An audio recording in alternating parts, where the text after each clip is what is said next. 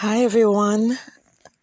It's a good Sunday morning, and this time I am on my patio and not in the car. So let's see how well that works out before one of my kids find where I am and the noise brigade starts all over again. Today I wanted to talk a little bit about who I am and why I wanted to start this podcast.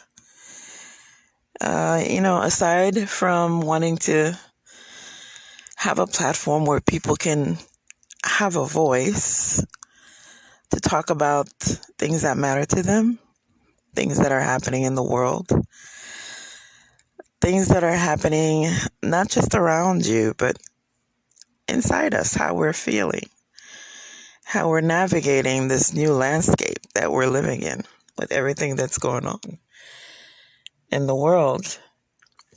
And previously, I told you guys that this was a faith-based podcast. And yes, it is. And I said it before, I'm a Christian, and I don't apologize for that. So being a Christian colors everything I do, and the way I think, the way I feel, and the way I relate to people in the world around me. Like I said before, I'm a nurse.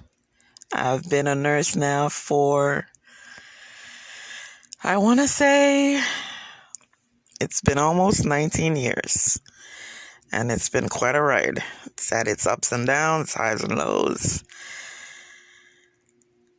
And I'm also a mother. I'm a mother of 4 kids. Yes. And they're pretty much grown now. The youngest one is 18. So I'm happy to say I survived that. If anyone out there is a parent, you know what I'm talking about.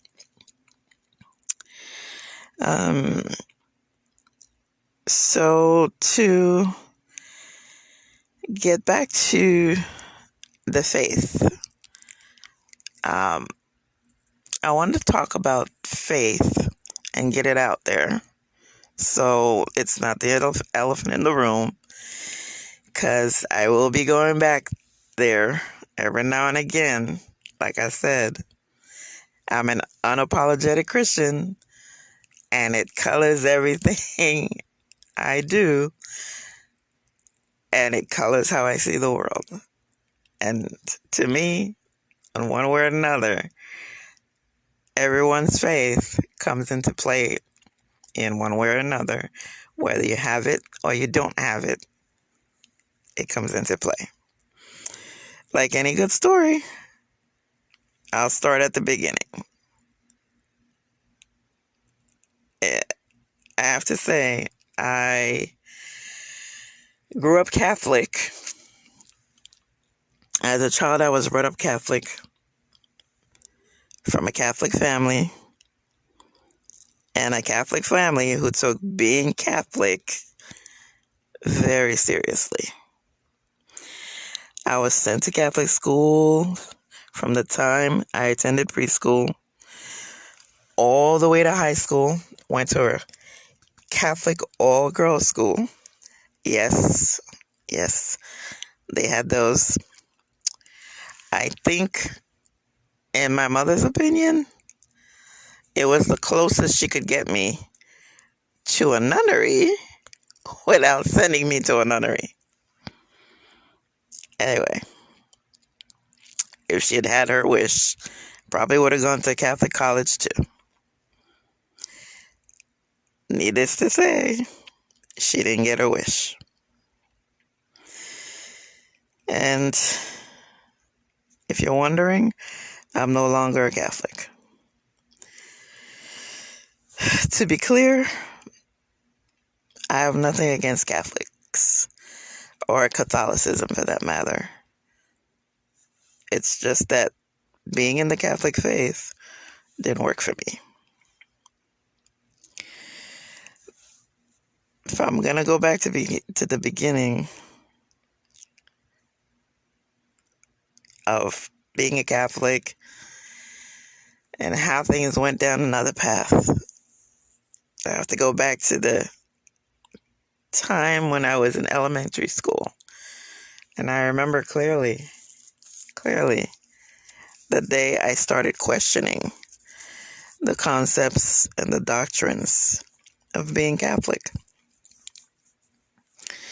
I must have been about 12 years old.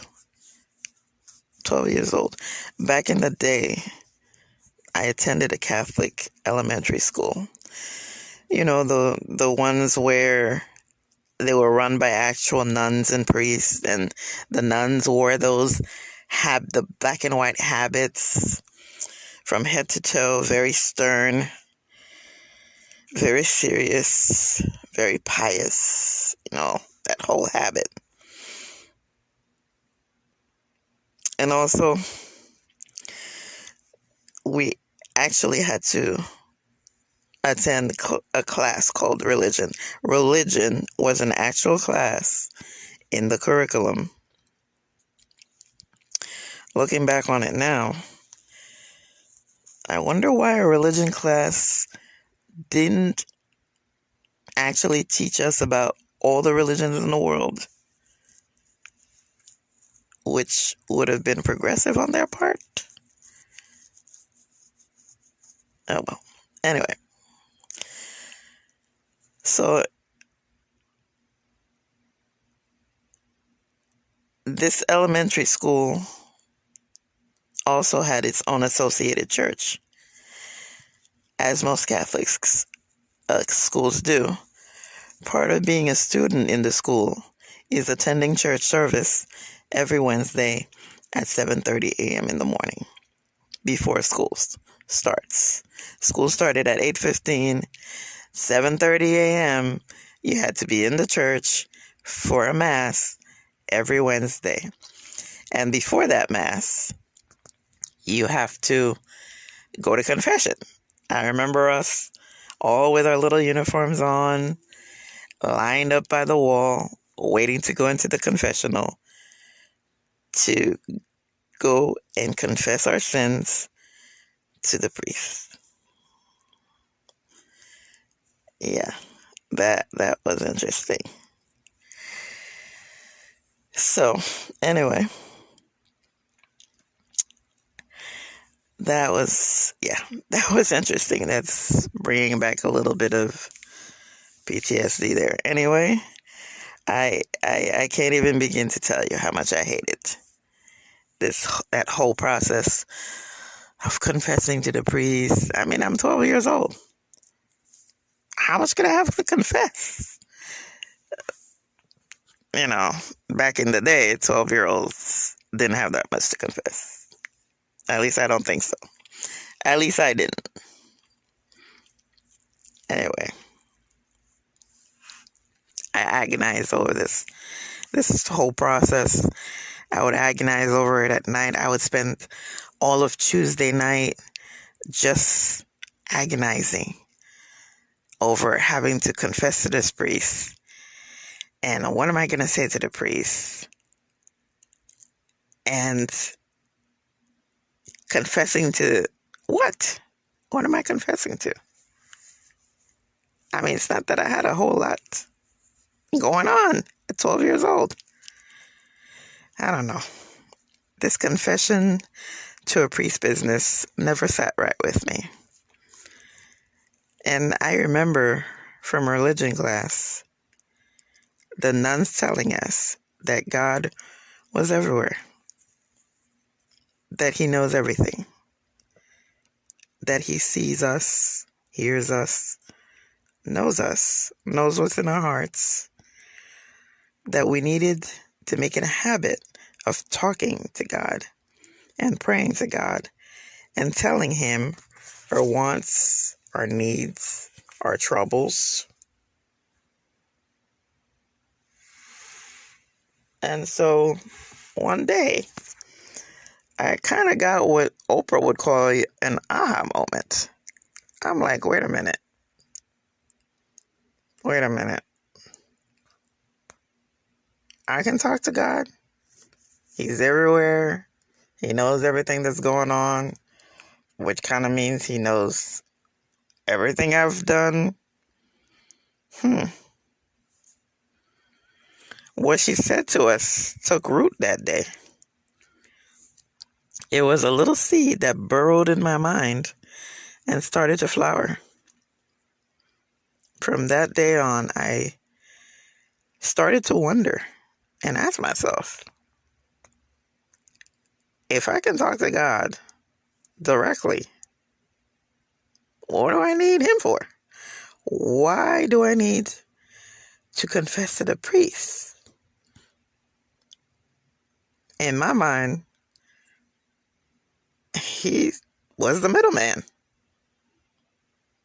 Why did I need to talk to the priest, tell the priest my troubles and confessions, and then he would tell God, and then God would tell him if I'm forgiven or not, and that my punishment was, I don't know what, however many Hail Marys you had to go say, and then after those Hail Marys, you'll be forgiven. Never mind that even back then I wondered why the whole process seemed punitive, like all about punishment, but that I digress. So it seemed to me like if I can talk to God, and the nun said, make a habit of talking to him and telling him your troubles and your sins and everything. So why do I need to go to confession? Didn't like doing it anyway. Yeah. Anyway, I should tell you what comes next. Full disclosure, I am not proud of this. I'm not proud of what happens next, because after coming to these conclusions for myself, I made the conscious, and yes, I made the conscious. I knew what I was doing, and I've already said I'm not proud of this. I made the conscious decision that I was no longer going to go to confession. But back in those days, you didn't really have any rights. If you're in a Catholic school, you do what you're told. That's just the way it is. And nobody wanted to have their parents called and be told by the nun that Katia was misbehaving in school today and did not want to go to confession. Nobody wanted that, because that's a whole nother story. What would happen from there? So, okay, gotta go to confession, gotta go through the process, gotta go inside that little confessional. But, so you can imagine, I consciously decided that I'm gonna have to lie to this priest, because I no longer wanted him to hear my confessions. Not that there was really anything to confess to begin with. So yeah, I did it. I lied to the priest. And I've already asked for forgiveness on that. Said a whole bunch of Hail Marys about it. So now, instead of agonizing on Tuesday nights on what I would have to confess to doing during the week, how I lied to my mother, how I misbehaved, blah, blah, blah, and all of that, I started to control the narrative. I decided to tell the story to the priest in confession of the things that I had done that I needed forgiveness for. I got very creative, I gotta tell you. I thought up a whole bunch of stuff that I thought he wanted to hear, that a proper Catholic girl would want forgiveness for. Even as a kid, I had a very active and vivid imagination. Now remember, I did say that I wasn't proud of this. I already admitted to that. Mind you, the first time I started to talk outside of the church and school is to ask for forgiveness for lying to the priest every Wednesday. So I guess at that time I actually did have something to ask for forgiveness for from God. Anyway, that was the beginning. That was the beginning for me. That was the beginning of my journey towards finding my faith. My journey towards God. I kind of think that this is how all journeys start. I think they start with one question and a healthy dose of curiosity. I mean, from that moment on, I had a hunger for spiritual knowledge. I had a need to know what else I didn't know. What else were they not telling me? Telling us. Things can't possibly be that rigid, that unyielding, that black and white.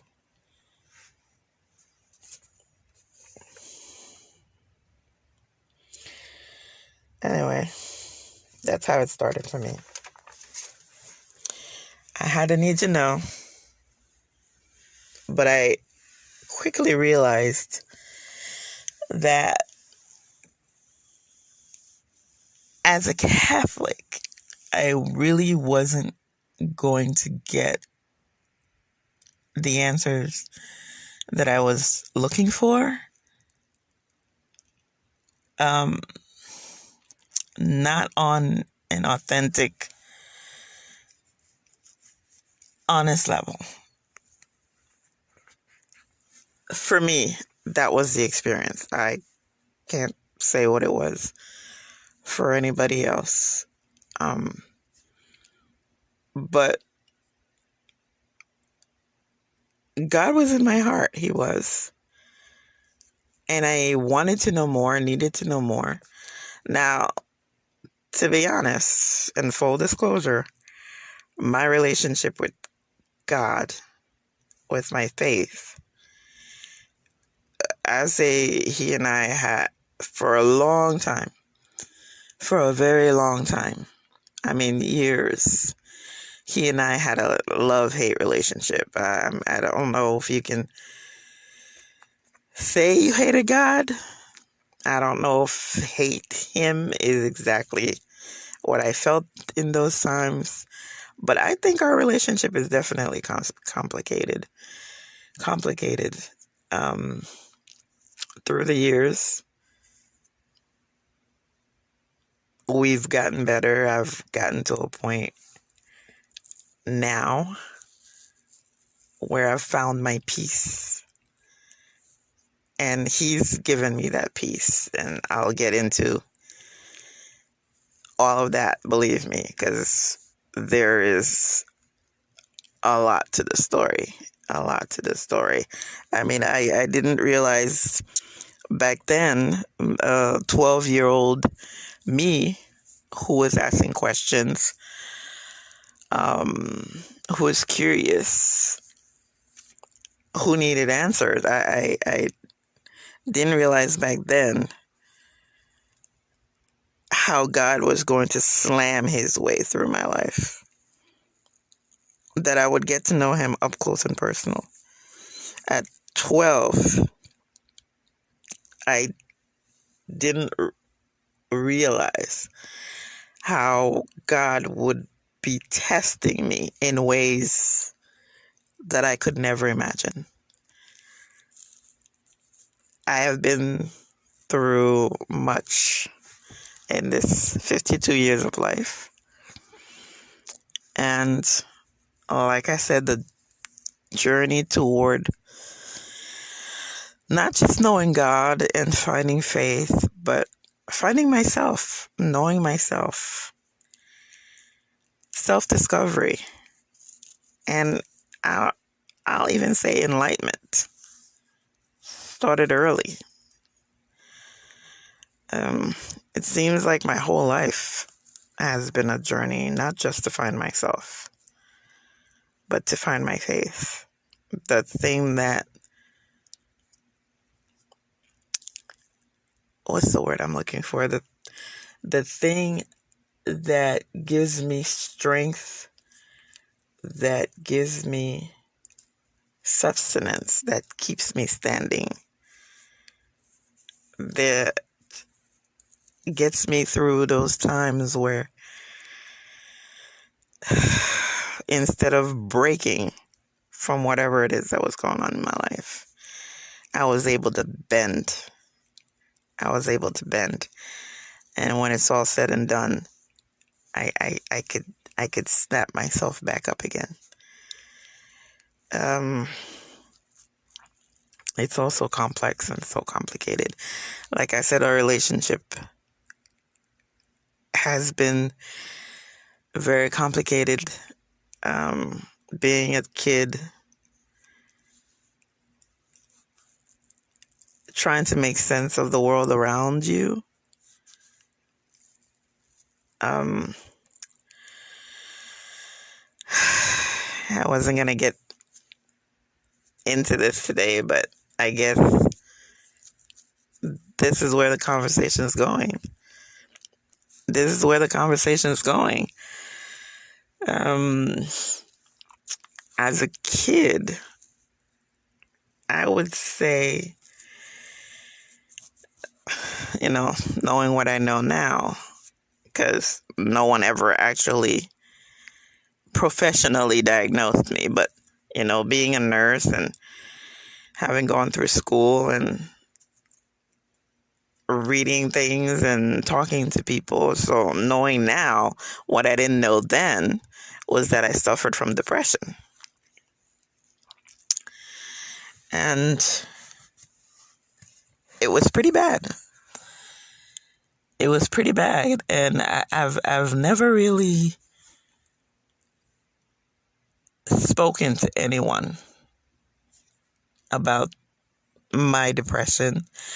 And you can't see me, but I'm doing air quotes, which I don't even understand why I'm doing air quotes, because it was actual depression, not, a figurative depression.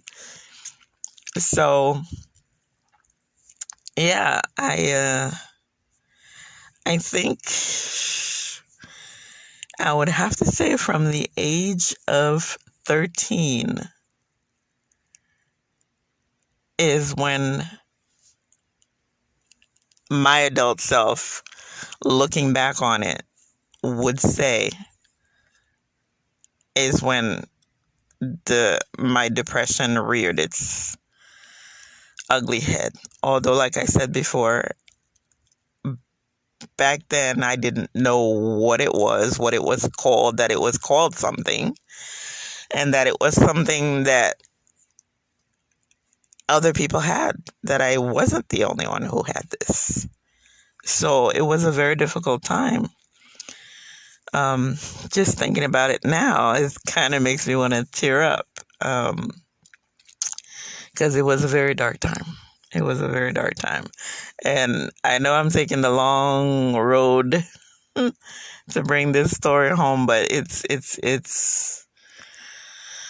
such a big part of the story, such a big part of my story, such a big part of my coming to Jesus story. Yeah, the depression, I would say started it started around the age of 13, because before that, I can clearly remember being happy, I guess, I can remember being a happy kid. And then one day, it just seemed like the sun went down. That's the only way I can really describe it. It just, the sun went down. And then it was dark, and it was cold, and it was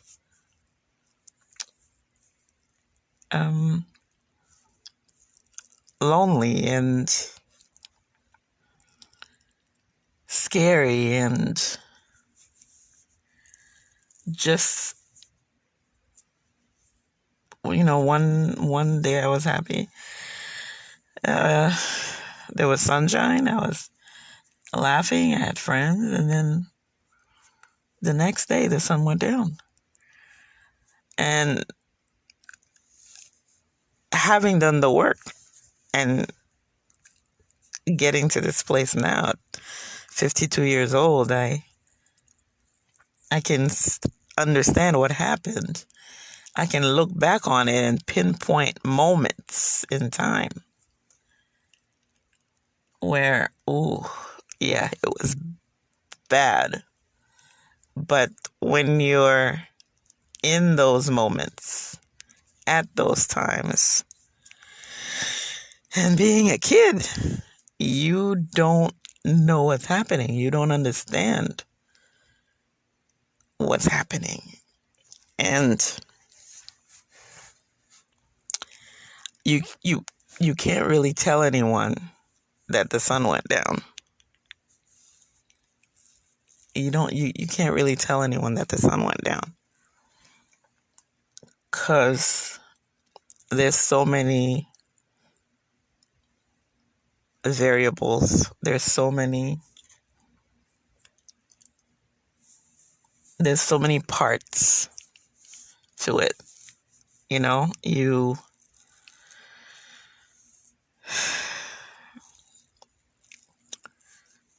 You not feeling like you not acting like you not acting like people want you to act.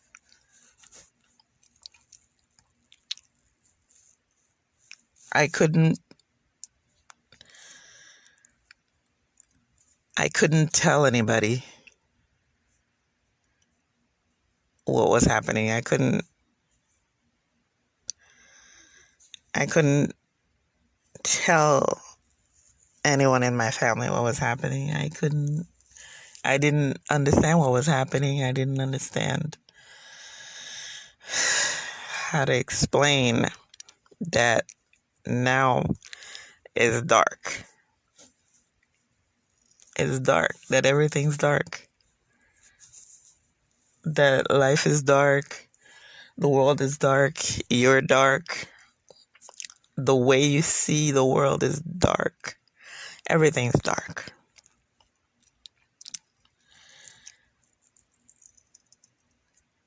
And even as a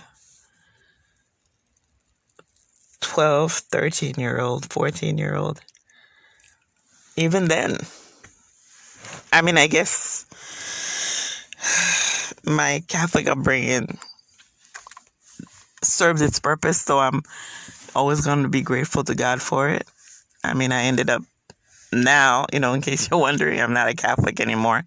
I go to a non-denominational church. That's a story for another time, but I guess it did serve its purpose, so I'm not going to be ungrateful. Because even then, when the sun went down and everything became dark, in my mind, everything became dark. Everything.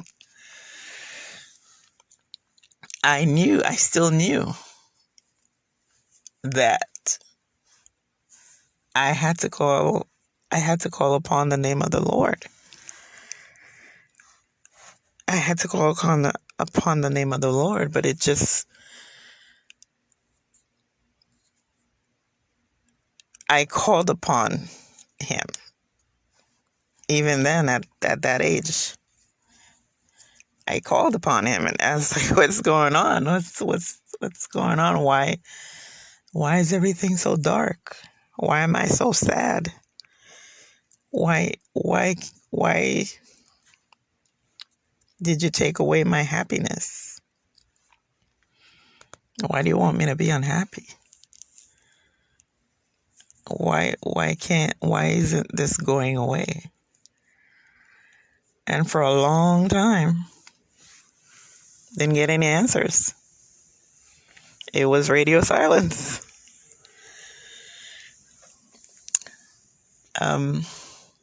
Okay, guys. Okay, you know what? I wanna keep this conversation going, and I wanna hear from you guys out there. If you have any questions, if you have any comments, if you have any opinions, if you have a need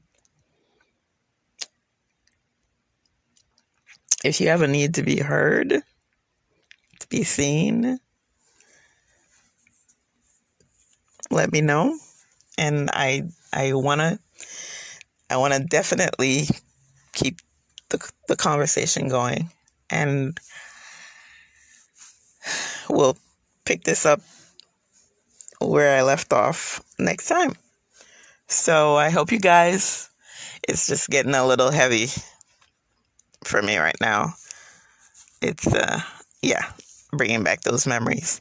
So I'm gonna leave you guys right here with these thoughts, and it is a beautiful Sunday morning. I am going to get ready for church. So I hope you guys have a beautiful, blessed Sunday. Go out there and find your joy. Bye. Bye, guys.